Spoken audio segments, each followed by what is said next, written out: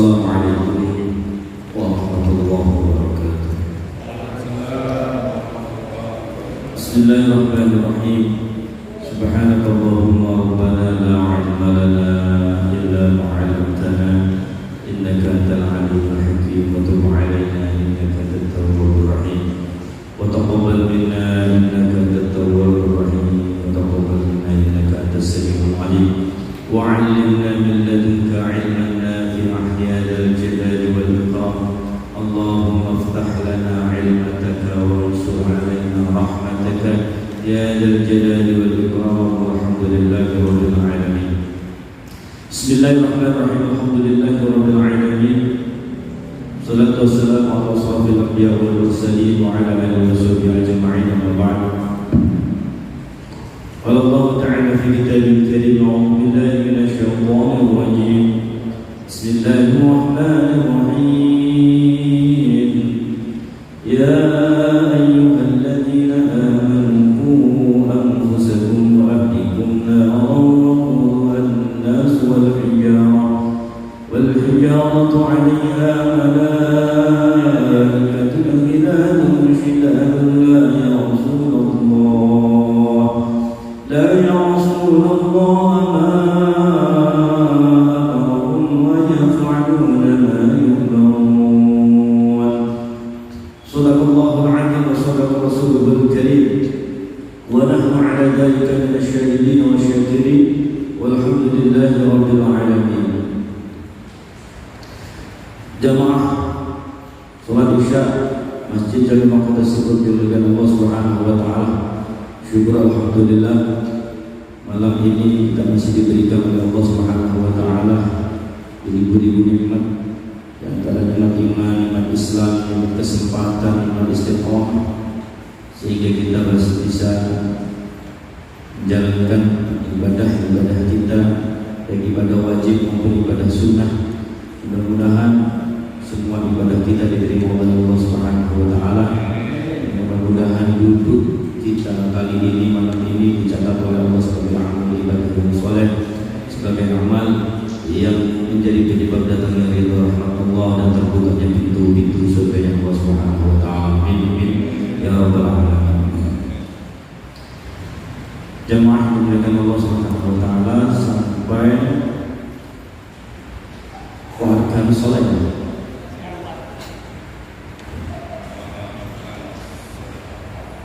Bismillahirrahmanirrahim. Qala musannif rahimahullahu ta'ala wa nafa'ana bihi wa bi ulumihi fid dharain amin. Faslun ay hadha fasl. Halaman 8. Faslun ay hadha fasl wa arkanu sholati 18 ruknan. Ada yang mengatakan bahwa rukunnya sholat itu ada 18. Kalau di sini ada 18, mungkin ada yang 17. Saya mengatakan 17, akan kurang dari itu khilafnya. Ya. Nah, kalau di dalam kitab ini, dalam kitab Riyadhut Taqrib, matan syarah Fathul Qorib, wa arkanus sholat, beberapa rukunnya sholat samanyata asyar itu ada 18 ruknan, yaitu rukunnya sholat yang wajib kita laksanakan, tidak boleh tidak, itu ada 18 dalam kitab ini ya. Yang pertama adalah an-niyatu, yaitu niat rukun pertama. Tidak boleh tidak, harus ada niat untuk melaksanakan sholat, ya. Harus ada niat di dalam hati kita untuk melaksanakan sholat. Baik jamaah dimuliakan Allah Subhanahu wa taala. Di sini di syarahnya dijelaskan bahwa niat itu adalah wahyam qasdus syai'. Niat itu adalah qasdus syai' muqtaranam bi fi'lihi wa mahalluha al-qalb. Niat itu adalah menyengaja sesuatu, ya, menyengaja sesuatu dibarengi dengan ya suatu pekerjaan itu ya, dan tempat niat adalah di dalam hati. Itu adalah niat. Pokoknya kalau kita mau sholat ya harus rentek, nggak boleh nggak sadar mau melakukan sholat. Ya, di situ lafal niat yang wajib ya, yang harus ditampakkan. Usolli fardal maghribi, umpamanya begitu. Ya, usolli fardal maghribi. Nah, 3 lafal itulah yang wajib ditampakkan. Rokaatnya berapa? Ya udah, dari dulu rokaat maghrib ya 3 rokaat, nggak usah disebutin, nggak apa-apa. Cukup usolli fardal maghrib. Ya, niat sholat. Kemudian sholat itu apa? Fardu udah ditampakkan. Kemudian fardu kan banyak. Fardu apa? Ditampakkan lagi fardul maghrib. 3 itu sudah cukup. Diakhiri dengan lillahi ta'ala. Nah, untuk menyebutkan makmum dan imam wajib apa enggak? Ya. Nah, itu sudah otomatis. Kalau kita berjamaah pasti ada makmum dan cuman ada sebuah pendapat kalau sholat Jumat wajib menyatakan ya imaman lillahi ta'ala bagi imam. Itu sholat Jumat ada yang mengatakan seperti itu. Ya, cuma dalam sholat-sholat fardu biasa cukup dengan usolli fardal maghrib. Sholat sunnah juga begitu. Usolli sunnatal apa? Mau sholat sunnah apa? Ya, kalau kita cuma usolli sunnah, belum jelas itu sholat sunnah apa. Sunnah kan banyak. Ya, umpamanya usolli sunnah qabliyatal maghrib atau ba'diyal maghrib. Sebutkan apa yang kita mau lakukan, itu harus dijelaskan. Ya. Nah, itu pun penyebutannya ketika takbiratul ihram Allah. Nah, mulut kita kan bilang Allah, hati kita usolli. Hati kita usolli.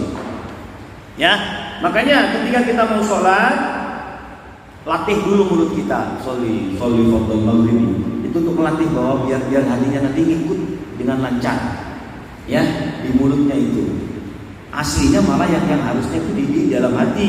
Ya, di dalam itu dijelaskan di kitab ini wa ya qasdu syai' muqtaranan bi fi'lihi wa mahalluha qalbi.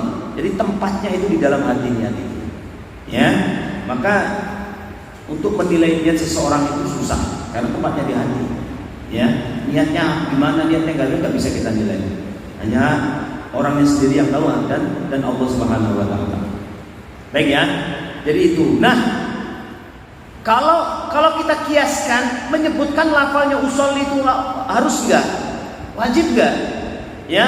Kalau kita kiaskan di dalam wudu itu memang disunahkan, tidak harus. Yang penting ada niat untuk melakukan sholat sudah. Ya. Kalau dalam wudu itu disunahkan melakukan nawaitul wudu'a itu pas basuh muka pertama. Hatinya nawaitul wudu'a itu disunahkan menyebutkan melafalkan itu sunnah. Yang penting ada niat melakukan wudu cukup. Nah, sholat juga begitu, yang penting ada niat untuk melakukan sholat maghrib cukup. Itu, cuman kan sayang, ya kita kan sholat mengambil sesempurna mungkin kita ketika melakukan ibadah apapun, ya maka hal kecil pun kalau memang itu sunnah jangan ditinggal. Sekecil apapun ya. Itu kegerakan, ucapan, kalau memang itu sunnah, baiknya jangan ditinggalkan. Ya baiknya, kalau ditinggalkan nggak apa-apa, memang itu sunnah, gitu ya. Oke, jadi niat di dalam hati, maka biasakan untuk niat ketika Allah, hatinya usolli fardal maghribi lillahi ta'ala. Itu aja cukup, ya. Baik, itu niat. Kemudian rukun yang kedua adalah wal qiyamu ma'al qudrah. Berdiri bagi orang yang mampu. Ya, wal qiyamu ma'al qudrah bagi orang yang mampu, berdiri bagi orang yang mampu. Ketika tidak mampu, maka dengan duduk. Ya. Duduknya ini afdolnya, kalau di dalam kitab ini dijelaskan di syarahnya, duduknya itu seperti apa? Kalau memang duduknya itu mampu dengan duduk iftirash. Duduk iftirash itu duduk di antara 2 sujud, duduk ketika tahiyatul awal. ya tahiyat awal itu ya, atau tasyahud awal itu duduk namanya duduk iftirash. Yang mana duduk iftirash itu ya kaki kiri didudukin, pantat yang sebelah kiri ya, itu didudukin.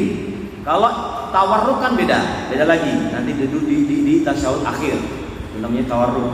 Jadi iftirash itu duduk ketika kita mau sholat nggak bisa berdiri, maka duduknya dengan iftirash duduknya. Bagusnya seperti itu, bagusnya, sempurnanya. Namun kalau nggak bisa karena kaki pada sakit, ditekuk-tekuk pada sakit, ya nggak apa-apa, senyaman mungkin, senyaman mungkin. Sholat itu nggak boleh nahan sakit, itu nggak boleh, karena akan mengurangi kekhusyukan. Bahkan dalam kitab tafsir, ketika kita sholat nahan kencing, itu nggak dianggap sholat. Ada sebuah hadis yang mengatakan seperti itu. Maka nggak boleh ketika sholat nahan lapar aja nggak boleh. Kalau lapar makan dulu baru sholat. Ya, karena ada dalam hadisnya, dan kita itu ketika makanan sudah dihidangkan itu makan dulu aja daripada kepikiran makan, apalagi dalam perut kosong. Kalau mau makan udah ntar aja makannya, padahal udah lapar, jangan makan dulu. Ya pokoknya sholat itu hilangkan semua pikiran apapun, hawa nafsu duniawi itu hilangkan. Bener-bener nyaman, walaupun buang hajat, pingin dikit buang dulu aja, daripada nanti di tengah-tengah kebelet. Ya. Akhirnya berdampak tidak khusyuk. Oke, jadi apapun ya kebutuhan kita, keinginan kita, masalah syahwat duniawi, hilangkan dulu semua, tinggalkan dulu, hilangkan dulu, lepaskan dulu semua, baru kita sholat agar mencapai sholat yang sempurna dengan khusyuk. Ya. Nah kalau terjadi ketika kita ikut berjamaah, sudah tahiyat awal, sudah rakaat terakhir, tiba-tiba pingin buang air besar, itu bagusnya dibatalkan apa dilanjutkan? Nah, ya, kalau memang itu udah terakhir, detik-detik akhir, jamaah itu tinggal rakaat terakhir, nggak lama, kalau memang bisa ditahan-tahan, bagusnya itu. Tapi kalau baru takbir, baru rakaat pertama kok kebelet, ya tuntaskan dulu, selesaikan dulu masalah duniawi kita, kebutuhan kita itu ya. Jadi tuntaskan dulu, baru nanti ikut jamaah lagi, walaupun nanti ikut jamaah makmum masbuk, ya, nggak apa-apa. Daripada nggak khusyuk nahan, mulai nahan kan, jadi nggak khusyuk, jadi ibadahnya nggak khusyuk. Itu bagusnya ditinggal. Makanya kalau rakaat terakhir kan sayang, nanti takutnya nggak nyampe jamaah lagi, nggak ada jamaah lagi, maka tahan. Kalau kuat, kalau nggak kuat ya udah nggak usah. Kalau nggak kuat ya udah, batalin aja nggak apa-apa. Ya, itu.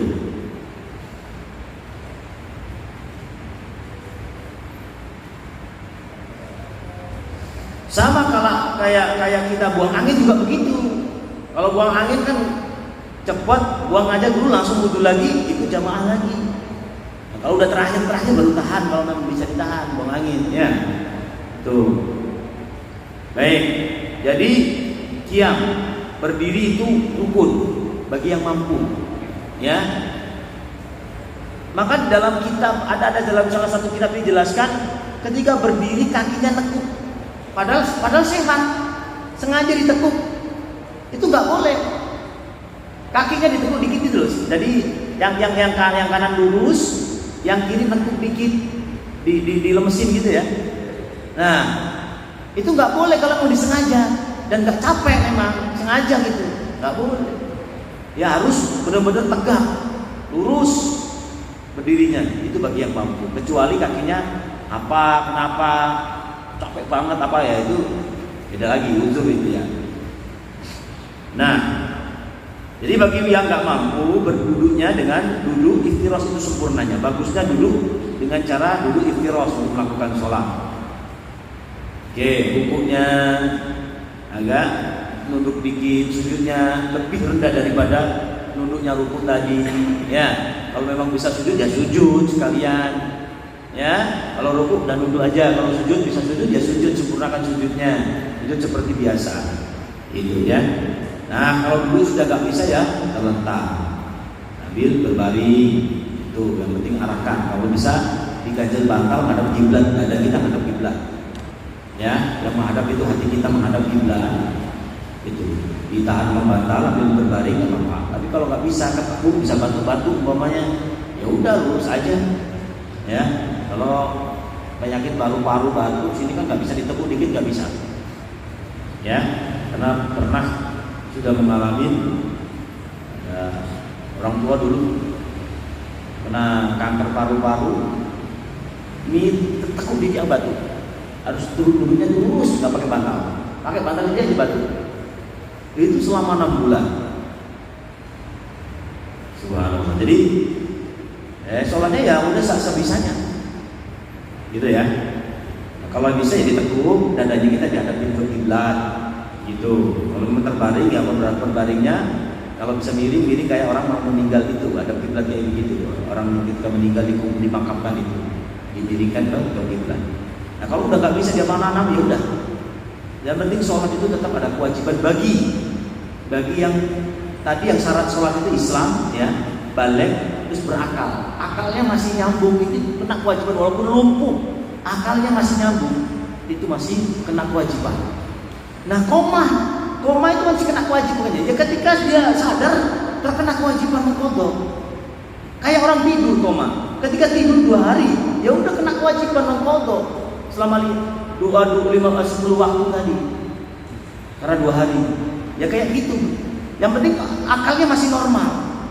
Ketika sadar masih normal, koma tidur itu ya, itu masih kena kewajiban. Selumpuh apapun kalau kita punya saudara, tapi otaknya masih normal, ya udah masih kena kewajiban dengan sholat semampunya. Ya. Baik. Jadi al-qiyamu ma'al qudrah wa takbirul ihram. Rukun termasuk ya, membaca Allahu Akbar. Itu masuk ruknil qaul. Ya, ruknil termasuk rukun pengucapan. Jadi Allah jangan dibatin saja bilang Allah ini Allah. Yang penting kita dengar. Ya. Seandainya orang nggak bisa bilang Allahu Akbar itu susah. Bahkan nggak bisa. Bisanya dengan Allah Maha Besar. Bolehkah seperti itu? Kalau memang benar-benar nggak bisa ya boleh. Yang penting jangan dirubah. Ya, umpamanya dirubah Ar-Rahmanu Akbar. Nama lain dari Allah umpamanya Ar-Rahman atau Ar-Rahimu Akbar. Itu nggak boleh. Dalam kitab ini dijelaskan, nggak sah. Kalimatnya tetap Allahu Akbar. Kalau diterjemahkan masih boleh. Bagi yang nggak bisa melafalkan benar-benar Allah, bilang Allah itu susah umpamanya. Allah Maha Besar, umpamanya Akbar itu susah, umpamanya ada seperti itu. Nggak bisa bahasa Arab umpamanya. Kalau ada, itu masih boleh diterjemahkan Allah Maha Besar. Yang nggak boleh dirubah jadi umpamanya Al-Ghaffaru Akbar, nama lain dari Allah. Pokoknya ngambil dari Asmaul Husna, ya sama-sama aja kok itu nama Allah juga kok. Nggak boleh. Emang udah ditentukan secara syariat pakai lafal Allah nggak boleh diganggukan. Dibalik aja nggak boleh kok. Dibalik umpamanya Akbarullah. Jadi istilah nahwu itu khobar muqaddam. Khobarnya didahulukan. Ya dari mubtada. Kan kalau Allah itu kan mubtada, akbar itu kan khobar. Khobarnya didahulukan Akbarullah umpamanya. Itu nggak boleh. Harus Allah utawi ya mubtadanya, khobarnya akbaru. Ya, itu khobar. Jadi mubtada khobar nggak boleh khobar muqaddam. Khobarnya didahulukan nggak boleh. Tuh kalimat takbir ya, Allahu Akbar. Boleh nggak Allahu Akbar? Boleh. Allah. Kenapa kok panjang? Untuk ngepasin niatnya tadi. Kenapa kok ada yang panjang? Ya untuk ngepasin niatnya. Kan bacanya di dalam hati. Allah, niat. Bang selesai niat langsung bang apa-apa. Atau Allahu Akbar, ambil niat dulu nggak apa-apa. Yang penting pas Allah hati juga mulai. Selesainya nggak bareng nggak jadi masalah. Ya, kepala Allah, mulutnya Allah, hatinya usolli. Selesainya nggak bareng nggak jadi masalah. Tuh, ya. Tuh sempurnanya seperti itu, sempurnanya. Kalau kita ingin cari sempurna. Baik, selanjutnya yaitu takbir takbiratul ihram, kemudian wa qiraatul Fatihah. Membaca suratul Fatihah itu rukun, enggak boleh enggak. Wa bismillahirrahmanirrahim ayatul minnah. Bismillah menurut Imam Syafi'i adalah termasuk ayat dari suratul Fatihah. Jadi kalau bismillahnya enggak dibaca, enggak sah, berarti kurang. Menurut Imam Syafi'i, menurut kitab ini, menurut mazhab Syafi'i. Ya, bismillah. Suratul Fatihah dari bismillah sampai Allahu enggak boleh dikurangi satu huruf pun enggak boleh. Jangan kan dikurangi, diganti. Ya, umumnya bismillah, tipis bismillah, jangan syin. Ya, kalau di dalam Fathul Qorib dijelaskan kalau disengaja batal sholatnya. Ya, kalau nggak sengaja i'adah. Kalau nggak sengaja ada yang mengingatkan berarti dia pulang sholatnya. Ya, i'adah. Makanya jangan main-main dengan Fatihah, apalagi jadi imam. Ya. Jadi dalam bacaan dalam qiraatul Quran itu ada kesalahan kecil, ada kesalahan besar. Kesalahan kecil itu memang kesalahan yang panjang pendek doang, tapi nggak merubah arti. Tapi kalau kesalahan besar yang merubah arti, mengganti huruf pasti merubah arti. Udah kebanyakan 99% mungkin ada ya diganti hurufnya, kayak shin diganti shad, akan ada di dalam Al-Quran. Shin, soy, bimusoi apa bimusoi kirin bisa, itu diganti. Itu nggak rubah artinya, ada. Tapi sedikit, kebanyakan 95% itu pasti apa ya? Pasti berubah artinya. Ada sedikit yang mengganti huruf itu nggak berubah. Itu tadi memang ada kaidahnya, memang ada ilmunya. Mengganti huruf nggak berubah, ya nggak berubah. Bahkan mengurangi aja ada yang mengatakan nggak berubah. Ini kalau kita baca artikel khususnya orang-orang Syiah itu menghantam orang-orang Nahdien Ahlus Sunnah wal Jamaah. Ahlus Sunnah wal Jamaah itu ya mengagung-agungkan kita hadis Sahih Bukhari. Nah, di dalam hadis Sahih Bukhari itu mengatakan bahwa wa ma khalaqad dzakara wal unsa. Di hadis itu mengatakan gak ada ma khalaqah, tapi wad dzakara wal unsa langsung dikurangin. Nah, ini buat senjata orang-orang Syiah untuk mengalahkan mengalahkan orang-orang Ahlus Sunnah wal Jamaah. Ya, nah ini pernah saya tanyakan, itu dikurangin pun nggak mengaruhi artinya. Wad dzakara wal unsa langsung apa wa ma khalaqad dzakara, nggak pakai ma khalaqah pun nggak berpengaruh. Tapi hadis nyatanya memang seperti itu. Itu sebenarnya nggak ada ma khalaqah, hanya tambahan, gitu. Ya, makanya kalau baca-baca artikel yang kayaknya kok ini iya ini kan hadis yang mengatakan sahih hadis. Tapi kok kenyataannya Qur'annya ada, nah kan bertentangan. Tanya dulu, makanya jangan di dalam mentah-mentah dulu, tanya dulu, dipahami dulu, didalami dulu apa yang dimaksudnya, gitu ya.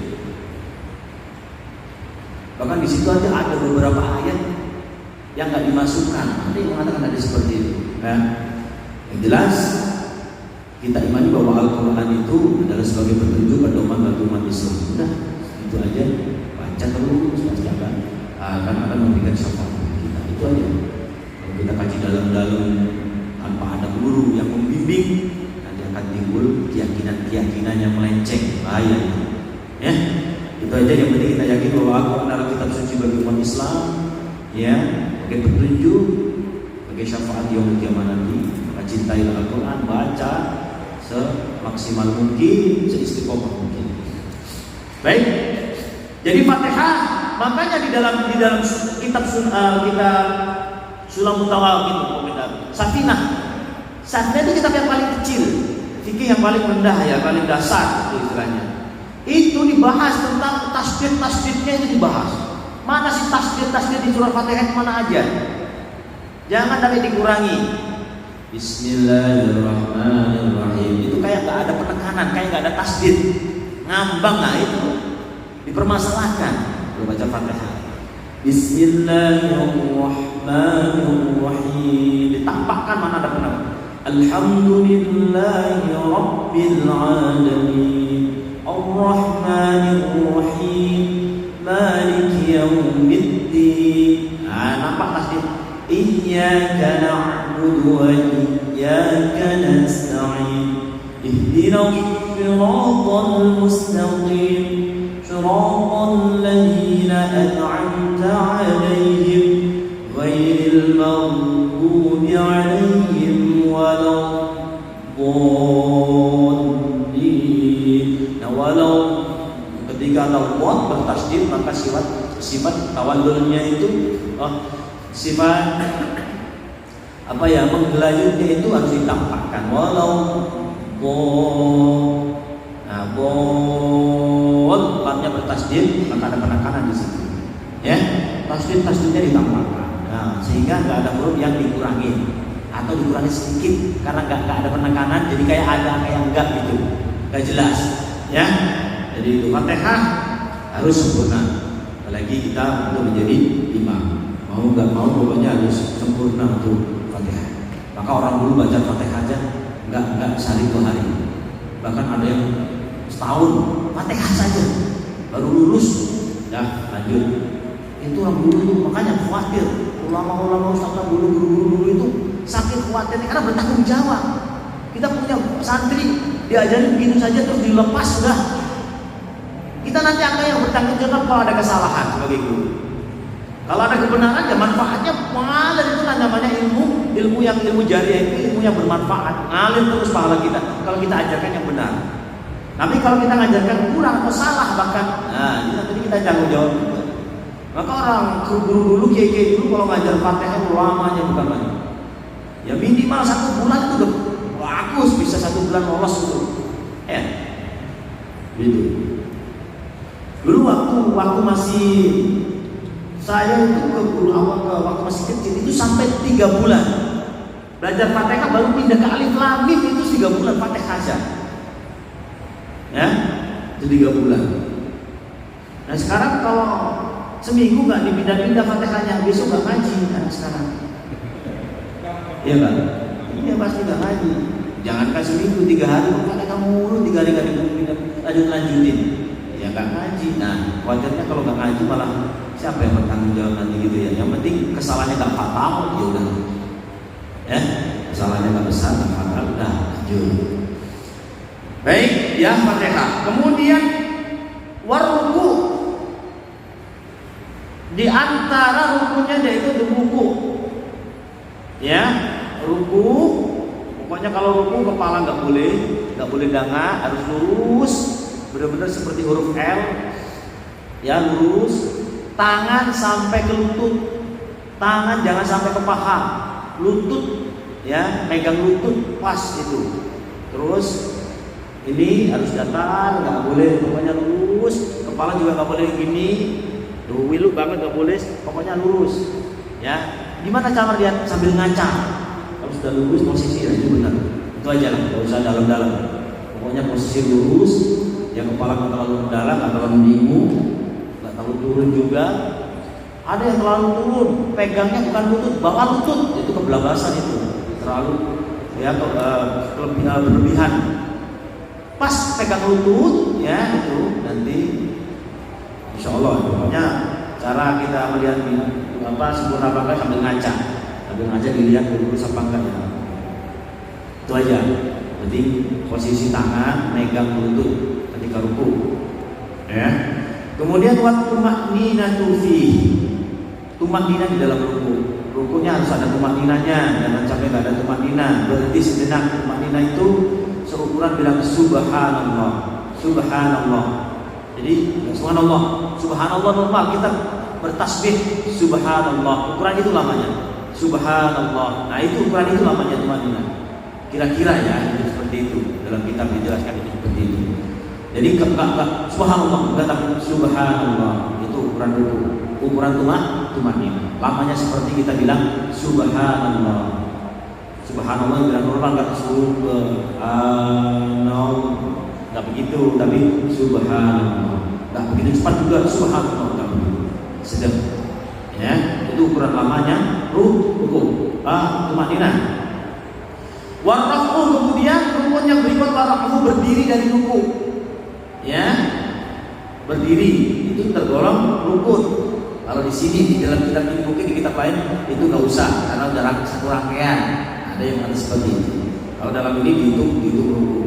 Wal i'tidal, kemudian i'tidal berdiri setelah ruku itu namanya i'tidal. Nah, ketika i'tidal wa tuma'ninatu fi ada tumakninahnya. I'tidal itu ada tumak berhenti dulu ya sejenak. Wasujudu dan sujud. Kemudian setelah tumakninah dari i'tidal sujud ya.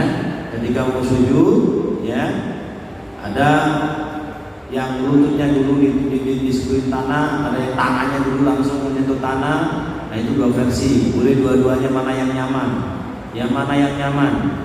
Kalau apa ya? Kalau lagi apa ya kita badannya besar, kalau tangan dulu takut, nahan itu takut. Kalau nggak nyaman ya udah apa lutut dulu.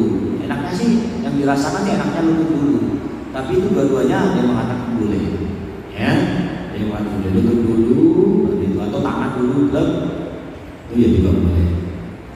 Tinggal pilih nyaman-nyaman. Itu dari Islam banyak pilihan, ya. Nggak ada pemaksaan. Kalau kepala dulu ada yang mau ya silakan kepala dulu. Biar cepat hitam ya kepalanya. Baik, ya itu intinya juga begini. Kalau kita banyak ilmu, banyak pengetahuan itu gak gampang menyalahkan begitu. Kalau kita hanya ilmu sedikit-sedikit itu salah, gak ada juga. Dan kita akan belajar. Ya, itu enaknya kalau banyak ilmu itu gak mudah menyalahkan. Kaji dulu, didalami dulu, kok bisa ya seperti ini, kok bisa apa enggak. Baik, nah sujudnya juga ada tumakninah disendirikan. Ya kalau dalam kitab lain tumakninah itu sudah satu rangkaian, gak termasuk rukun, maka dikurangin. Gak ada 18 gitu loh ya. Ini ada 18 karena tumakninah dihitung. Bahkan setiap tumakninahnya mana? Di tumakninah ruku ada, di tumakninah ketika ruku dihitung, ya, di tumakninah ketika i'tidal dihitung, di tumakninah ketika sujud dihitung. Jadi banyak. Ada 18, ya. Kemudian wal julusu bainas sajdatayn. Duduk di antara dua sujud itu juga termasuk rukun wa tumakninatu fihi dan tumakninah. Sujud di antara dua sujud itu adalah tumakninah. Ada tumakninahnya.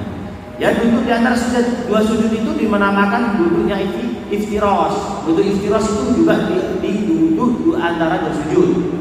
Ya, duduk di antara dua sujud itu namanya duduk iftirash.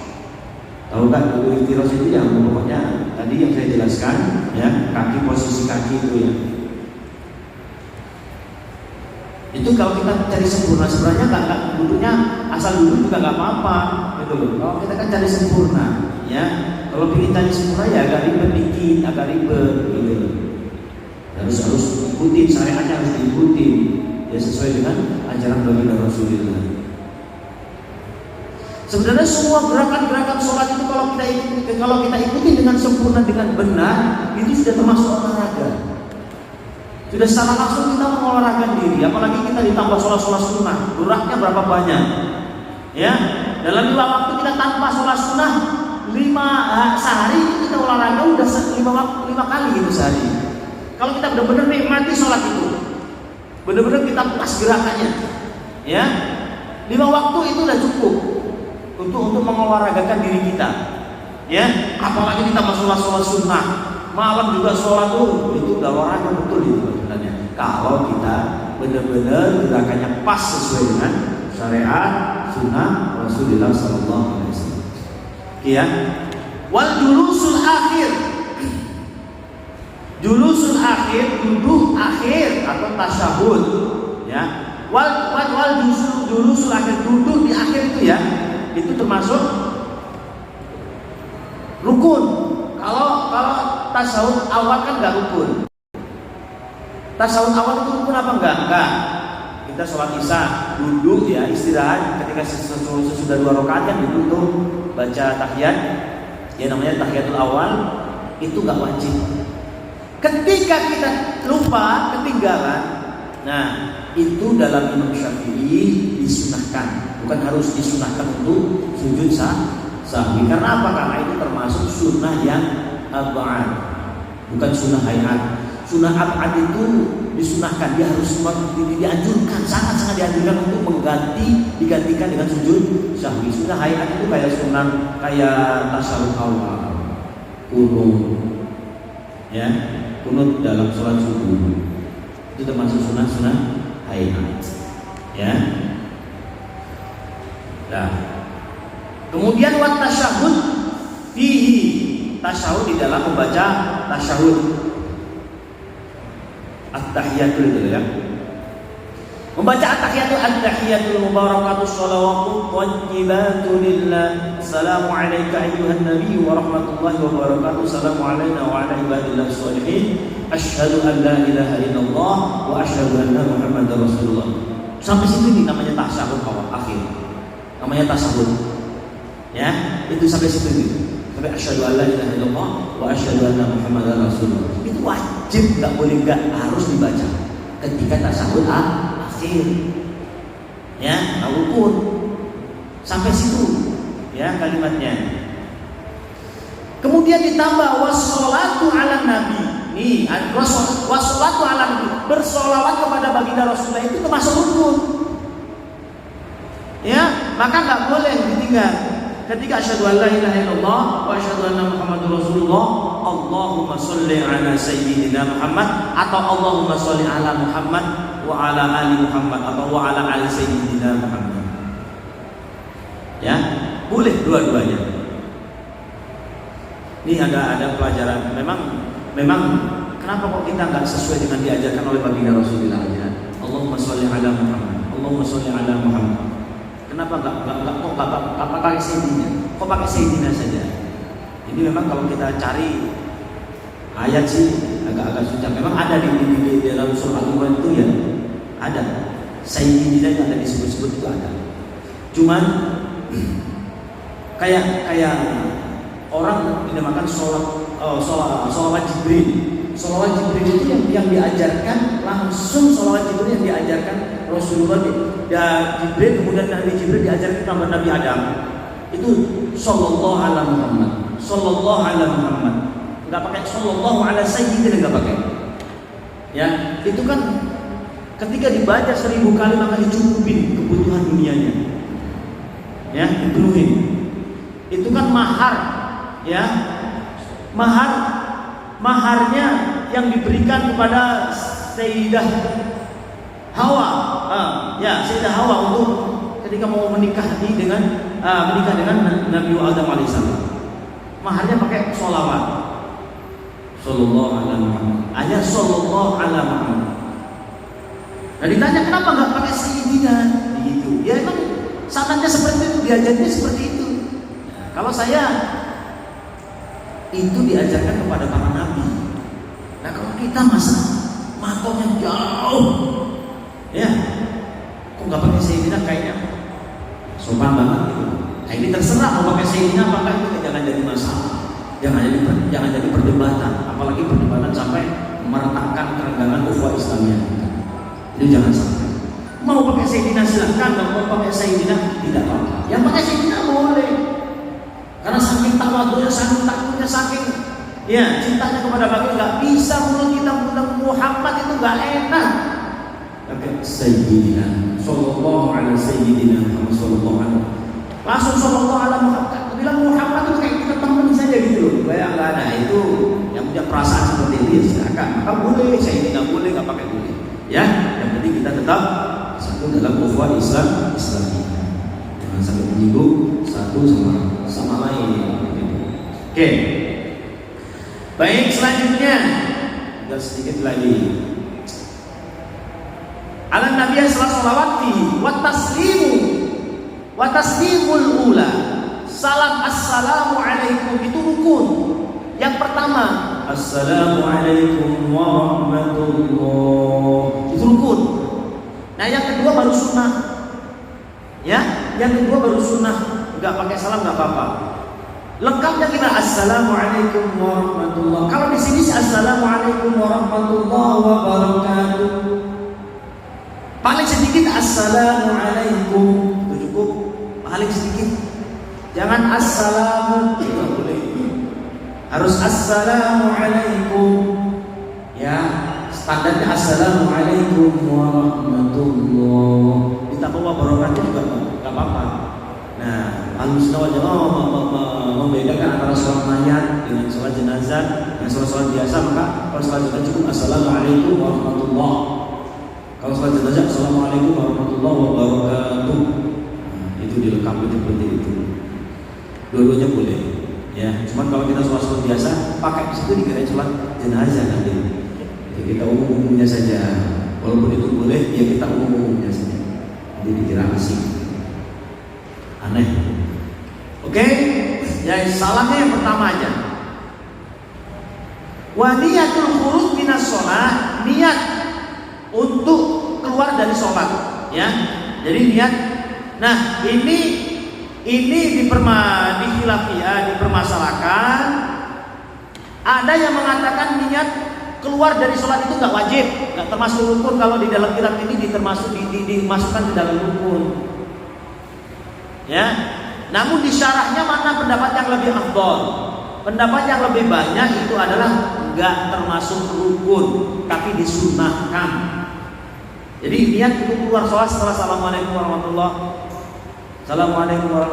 Nah, niat untuk keluar dari sholat dan melakukan sholat lagi. Ya, yang terakhir adalah tertibul arkan, tertib akan rukun-rukun yang sudah di alama dzakarnahu, ya, tertib di atas rukun-rukun yang sudah dijelaskan di atas tadi. Urut, nggak boleh diloncat-loncat, atau nggak boleh malah yang didudukan, nggak boleh. Harus urut sesuai rukun-rukun yang disebutkan di atas tadi. Ya, itu rukun-rukunnya. Baik, dari situ ketika kita ibadah tahu rukun dan syaratnya, maka insya Allah ibadah kita akan semakin sempurna. Ya. Ibadah kalau nggak tahu rukun dan syaratnya itu susah akan mencapai ibadah yang sempurna. Gitu. Bahkan ada salah pendapat ketika kita akan nikah, nggak tahu rukunnya nikah, itu ada sebagian pendapat tidak sah. Harus tahu rukunnya dulu. Apa rukun nikah? Mau nikah nggak tahu rukunnya gimana? Mau sholat nggak tahu rukunnya? Misalnya begitu. Tapi walaupun ada yang mengatakan saya penting terpenuhi. Kalau disuruh nyebutin nggak tahu apa yang jadi tahu. Tapi sudah terpenuhi waktu akad udah apa-apa ada seperti itu. Cuman ada sebagian pendapat harus tahu dulu sebutin apa aja rukun nikah itu. Maka kalau yang menikahkan itu benar hati-hati ditanya dulu. Ya, ditanya dulu apa rukun nikah. Sebutkan ini, oh ya, udah benar dia langsung akad nikah. Itu. Baik, sampai sini silakan yang mau bertanya.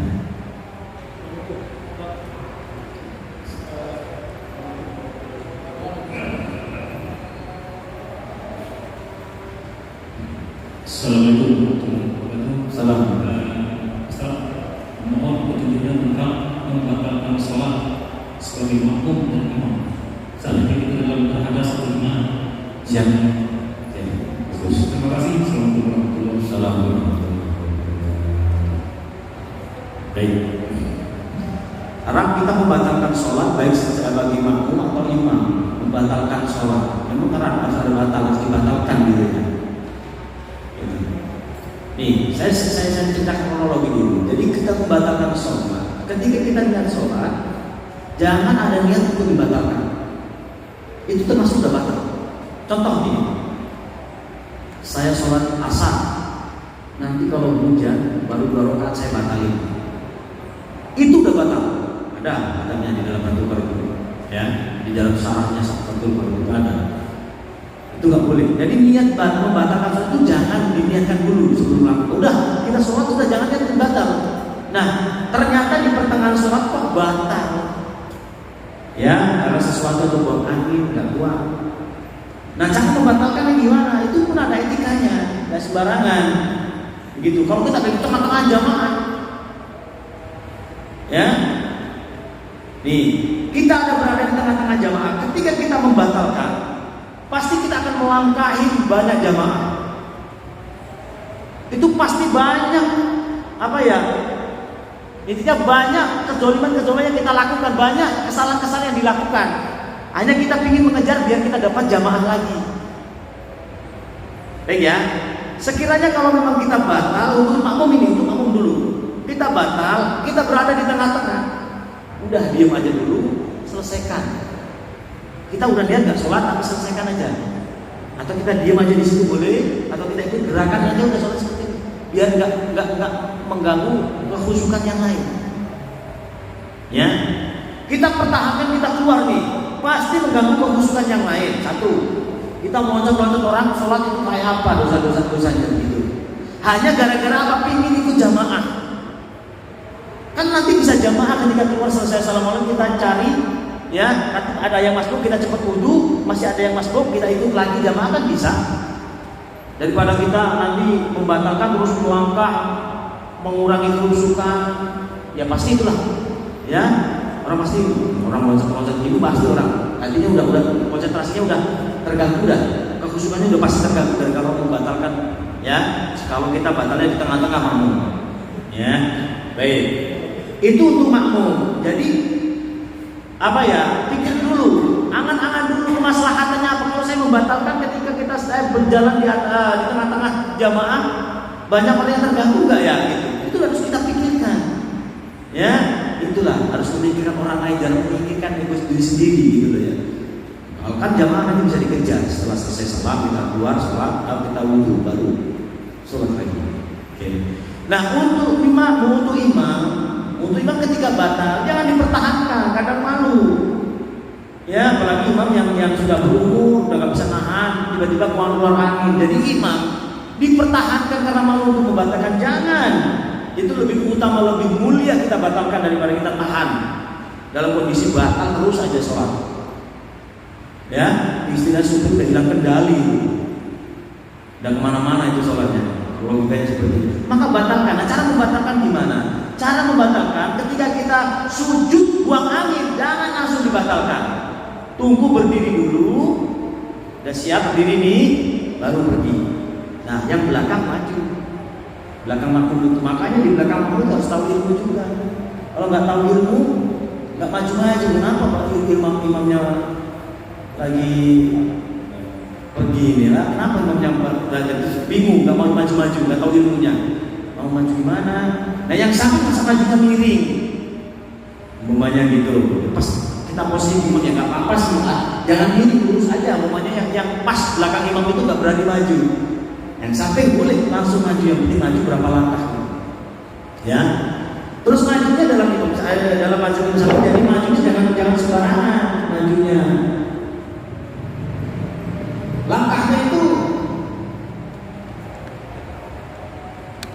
Langkahnya jangan begini, tuh kan ada yang begini kayak jalan biasa saja, ya. Jadi langkahnya ketika membatal kita maju, ya. Kaki tangan boleh, nih. Satu, jadi dua gerakan udah nggak mungkin 3 gerakan. Kan Imam Syafi'i kalau 2-3 gerakan berturut-turut batal, itu kan? Maka 1, 2 itu 2 gerakan, sempurna lagi, tambah lagi 1, 2 terus gerakannya nggak mungkin sampai 3 gitu. Nah, ketika sudah posisinya pas, tambah belum masih kurang maju, tambah 1 lagi 1, 2, udah sampai 3, sampai posisinya pas jadi imam udah cukup. Itu. Nah, ketika juga ada makmum yang batal, kita mengisi kekosongan, boleh maju. Yang penting kira-kira maju saya ini mengganggu kekhusyukan enggak, gitu loh. Ya, gara-gara ingin menyempurnakan soft biar nggak kosong maju dia, tapi mengganggu konsentrasi kekhusyukan yang lain.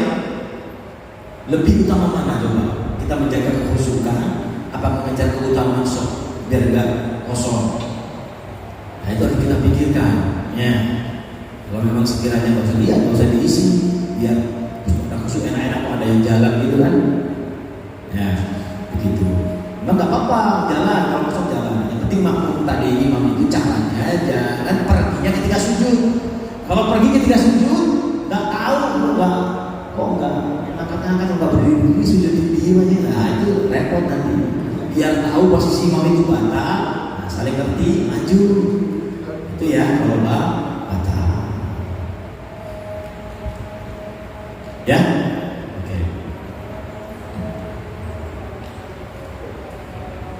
Ya. Assalamualaikum warahmatullahi wabarakatuh. Sholat itu hukumnya wajib dalam keadaan apapun, walaupun dalam habis sekarang. Ya sekarang gimana kalau ada sakit nggak sadarkan diri selama seminggu, itu nggak sadar. Nah, gimana nih untuk menyolatkan hari ini supaya bisa ada katanya pakai fidyah, bayar fidyah, atau ada nggak usah ada beberapa yang lain katanya. Nah kalau pakai fidyah gimana cara hitungnya selama seminggu fidyah itu? Ya masih selama itu menurut. Baik. Untuk orang sakit ya, untuk orang sakit sampai koma. Ketika belum koma, ketika masih sadar, perintah bagi yang masih sehat, ingetin waktu sholat asar tidak perlu diwuduin. Kalau itu nggak boleh kena air, tayamumin. Itu kewajibannya bagi yang menunggu, bagi yang saudara yang masih sehat, untuk mengingatkan kalau memang dia masih sadar, masih ingat, masih bisa diajak bicara, bisa sholat asar, sholat ingetin. Kalau udah koma, ya, koma 1 minggu, ya koma 1 minggu nih. Lalu ya namanya aja kan nggak tahu, 1 minggu nggak sadar meninggal. Ya berarti dia kan punya waktu 1 minggu itu. Sholat yang ditinggal berapa? 5 waktu kali seminggu kali 6 kali 7 umpamanya. Berapa itu umpamanya? Ya udah, satu kewajiban itu 6 on. Ya, 6 on beras ukurannya fidyah itu. 6 on beras. Jadi dihitung umpamanya kalau 5 waktu ya 6 on kali 5 berapa? Pokoknya setiap kewajiban itu 6 on yang harus dikeluarkan untuk fidyah. Itu Pak. Jadi dihitung aja berapa hari dia tinggal sholat. Mungkin ada yang pendapat nggak usah, itu kan udah di luar. Ya terserah yang mau pendapat seperti itu. Karena dia kondisi masih sadar, masih koma saja, masih ada kesempatan untuk sembuh. Ya, masih berkesempatan untuk sembuh. Ya, ketika sembuh pun dia nanti punya tanggungan. Gitu. Punya untuk mengkodok ketika udah sembuh. Nah kalau nggak sembuh, tiba-tiba meninggal, rumahnya ya udah, keluarganya harus membayar fidyah tadi. Jadi perwajiban itu 6 on. Jadi tinggal ngalikan berapa kali gitu ya. Kalau puasa ya begitu, berapa kali yang ditinggalkan puasa, ya 6 on kali berapa kali yang ditinggalkan, ya berapa hari, gitu aja tinggal ngaliin. Dan fidyah itu kebanyakan kesalahannya di masyarakat sini yang sering terjadi ya di masyarakat itu, fidyah itu dibagi semua orang, dibagi-bagi aja semua orang. Orang kaya dapat, padahal fidyah itu tu'amul miskin. Fidyah itu memberikan makan orang miskin. 7 hari fidyahnya dibagi-bagi pas 7 hari itu. Kita nggak tahu itu fidyah apa, sembako fidyah apa itu berasnya ini. Ya kalau fidyah kita nggak boleh, sebagai orang tahu alhamdulillah kasih orang miskin. Mungkin soalnya musibahnya nggak tahu, asal dibagi-bagi. Itu sering saya dapat itu fidyah, tapi kok semua dikasih, ya kan nggak nyambung, nggak sesuai dengan sasarannya. Ya fidyah sendiri nanti untuk besek untuk orang yang jamaah tahlilan itu ya sendiri. Ya kalau kita memang mau bersedekah untuk si jenazah, itu yang jelas. Fidyah itu adalah ta'amul miskin, memberikan makan orang miskin. Gak boleh kemana-mana itu, jatahnya udah miskin. Oke. Ya, baik, ya.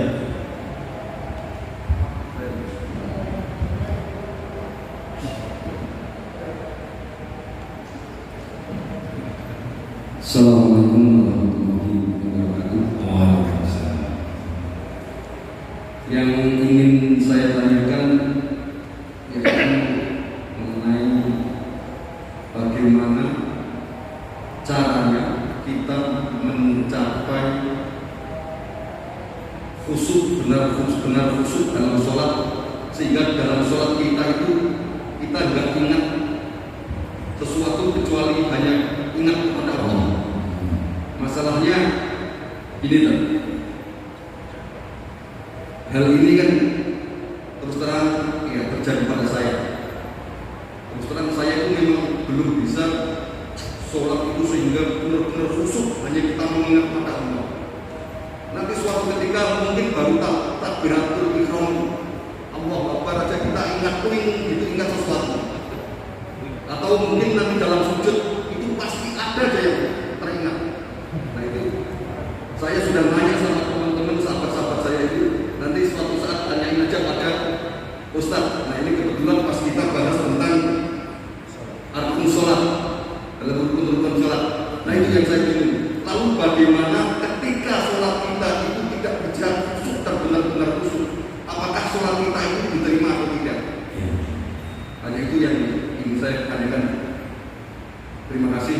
Assalamualaikum warahmatullahi wabarakatuh. Waalaikumsalam. Baik.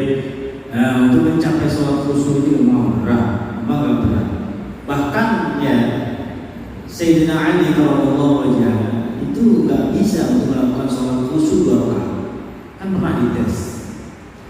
Barang siapa yang bisa melakukan 2 rakaat khusyuk, maka akan saya berikan hadiah kepada baginda Rasulullah.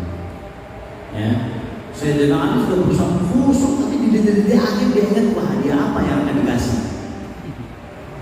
Detik-detik terakhir mikir hadiah apa yang waktu itu dijelaskan sih akan diberikan surban. Beliau hanya memikirkan surban warna apa yang nanti yang dikasih. Cuma warnanya selintas terpikir. Berarti nggak bisa dua rakaat khusyuk. Beliau ini nggak bisa. Apalagi kita, bukannya nggak bisa, tapi kalau kita berusaha pasti akan bisa. Ya, tapi berat. Itu ukuran Sayyidina Ali aja berat. Apalagi kita gitu. Ya kita takbiratul ihram, Allah ingat sholat udah untung. Ada yang takbir itu gak ingat sholat, udah takbir tapi gak sadar kalau itu sholat. Banyak kita takbir Allah, ingat Allah, takbir ini sholat menghadap Allah. Yang kita hadap hanya Allah. Ya, sebenarnya aja kita takbir ketika mau sholat itu gak sadar kalau yang kita hadapi itu Allah. Buktinya nih. Ketika Bapak menghadap Allah pakaiannya biasa, tapi ketika menghadap presiden pasti akan rapi. Ya nggak Pak? Hah? Jangan menghadap presiden, menghadap menteri aja untuk wah rapinya, wangus, pokoknya pakaian terindah, pakaian terbaik. Tapi menghadap Allah, seadanya sedikit cadangan ini sudah. Kadang Pak Sholat pakai kaos doang. Ini kan nggak sadar kalau kita yang hadapi ini Allah. Itu makanya ilmu kesadaran yang menghadap Allah ini menambah kekhusyukan. Kalau betul kita tanamkan kesadaran kita bahwa yang kita hadapi diri Allah, maka apa yang terbaik ini harus kita tunjukkan kepada Allah. Mulai dari pakaian, minyak apa, punya yang terbaik, semua yang terbaik. Dari gerakan bacaannya semua yang terbaik semuanya.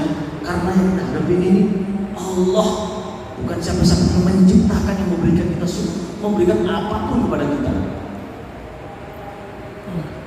Ya, kita umpamanya diberikan kepada orang di 1M umpamanya, dipanggil, udah nggak pakai basa-basi, langsung datang, karena kita sudah diberikan 1M. Udah harus sopan, harus benar tunduk gitu. Kalau kita diberikan 1M kepada orang, bahkan tiap bulan 1M umpamanya, wes tunduknya bukan main. Lah kita Allah diberikan apa kita kurangnya? Tapi kadang-kadang kita nggak sadar yang kita hadapi Allah ini yang kendala awal untuk tidak khusyuk ini. Saya berat. Saya pun udah pernah sering saya coba 2 rakaat saja, gak ingat apa-apa, hanya Allah kita ingat. Setan manajer ingat apa gitu. Di situ wajar manusiawi, cuma langsung kembalikan langsung dengan Allah lagi yang kita hadapi Allah. Bayangkan, maka ihsan itu penting. Ya, seakan-akan tuh kita melihat Allah di depan kita. Itulah namanya ihsan. Kalau kita nggak mampu, ya seakan-akan kan dia diawasi Allah. Kalau kita merasa diawasi kan, jangankan nyamuk menggigit nggak berani gerak kita. Kalau kita di hadapan presiden, di hadapan kepala kita orang takuti, di hadapan di hadapan orang yang tinggi pokoknya kita segani, gerak dikit garu-garu aja nggak berani. Nah ini di hadapan Allah, bukan hanya garu-garu, modelnya gini-gini udah kayak nyantai aja gitu loh. Nah itulah ilmu kesadaran itu yang kita hadapi itu Allah dulu. Pokoknya tinggikan kesadaran kita yang kita hadapi Allah, insya Allah akan menambahkan kekhusyukan. Walaupun berat, susah memang, kekhusyuk itu susah. Itulah. Yang penting ingat ketika takbir kita usaha itu terus, kita jaga itu terus. Di tengah-tengah rakaat kedua lupa lagi ya Allah, astagfirullah. Maka ketika sholat itu astagfirullah. ya astagfirullah itu untuk mengistighfari kesalahan-kesalahan ketika sholat. Dibaca Allahumma a'inni ala dzikrika wa syukrika wa husni ibadatik. Ini untuk apa? Agar Allah selalu menyempurnakan ibadah kita. Doa itu. Bahwa astagfirullahaladzim, astagfirullah. Pasti dah setiap ibadah pasti ada kekurangan. Maka dianjurkan sholat sunnah untuk menutupi kekurangan. Ya, ketika ditanya gimana cara kita sholat khusyuk, sehebat apapun ulama akan susah menjawab. Itu saya yakin. Ya, pasti ada khusyuknya, begitu ya. Tapi bukannya nggak bisa terus susah. Ya langkah pertama itulah tumbuhkan rasa kesadaran kita bahwa yang kita hadapi itu Allah. Ya, zat yang paling sempurna, zat yang paling mulia. Ya, itu yang kita hadapi. Jadi kita siapkan matang-matang benar. Dari pakaian kita, dari minum kita, dari bacaan apapun yang kita siapkan matang-matang. Dan nanti kita akan terus takut ya Allah. Karena yang kita hadapi di hadapan kita itu Allah. Itu, walaupun itu berat. Itulah langkah awal dulu. Tumbuhkan rasa kesadaran kita bahwa yang kita hadapi Allah. Ya, begitu. Nah, gimana kalau kita tidak terjadi kekhusyukan? Apa sholat kita diterima? Yakin aja diterima. Yang penting syarat rukun terpenuhi. Yakin. Jangan nggak yakin nggak diterima. Karena Allah itu sesuai dengan prasangka hambanya. Kalau hambanya prasangkanya baik, insya Allah lah saya itu manusia batas kekurangan, banyak kekurangan, yang terimalah, yakin diterima sholatku.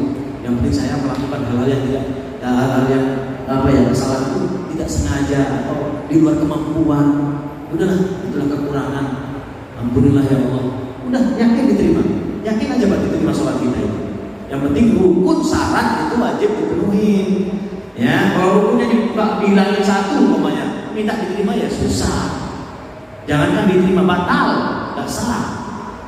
Ya kan? Ada kan yang sholatnya diterima tapi nggak dapat apa-apa. Sholatnya sah tapi nggak dapat apa-apa juga ada. Ya kayak puasa nyuri, ya puasanya sah, cuma nggak dapat pahala. Itu kan seperti itu ada. Ya, jadi itu Pak. Untuk mencapai kesempurnaan teruslah berusaha bahwa tinggikan kesadaran kita bahwa yang kita hadapi Allah, bahwa yang kita, makanya sifat ihsan itu penting. Ya, itu. Nah, untuk masalah diterima, yakin diterima. Kita yakin aja, karena Allah itu sesuai dengan prasangka hambanya.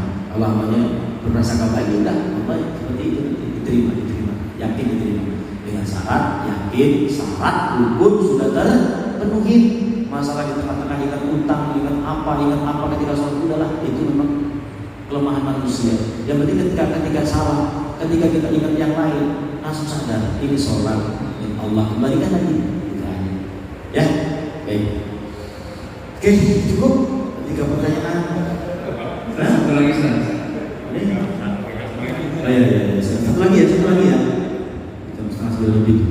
Assalamualaikum warahmatullahi wabarakatuh. Dalam sholat berjamaah, salam yang diucapkan oleh makmum itu apakah harus menunggu imam salamnya yang berdiri atau bersalam dengan imam yang salamnya pertama? Itu saja. Baik. Salam itu yang rukun kan yang pertama. Dia harus kita ingat, harus kita pahami. Rukun yang pertama dan rukun nggak boleh mendahului imam. Ya, apapun jenis rukun itu nggak boleh mendahului imam makmum. Ya, kalau mendahului, nah ini kan terhitung 2 kali kalau dalam.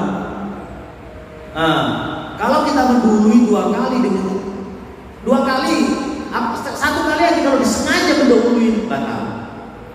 Kalau sengaja loh ya, kalau nggak sengaja itu kan sampai 2 kali. Duluin gitu, imam belum dulu kita udah dulu. Ya nggak sengaja karena kayak ada bisikin takbir udah dulu mungkin ikut duluin. Ya. Jangan duluin imam juga, jangan ngakhirin sampai 2 gerakan. Itu bisa mufarraqah, bisa keluar dari jamaah. Ya, imam sudah sujud, kita baru ruku. Ya, imam sudah sujud, berarti kan kita ketinggalan dua rukun. Ketinggalan 2 rukun itu sudah terhitung keluar dari jamaah. Ya, kalau kita mendahului salam sengaja ini, ya itu bisa keluar dari jamaah. Asal nggak sengaja nggak apa-apa.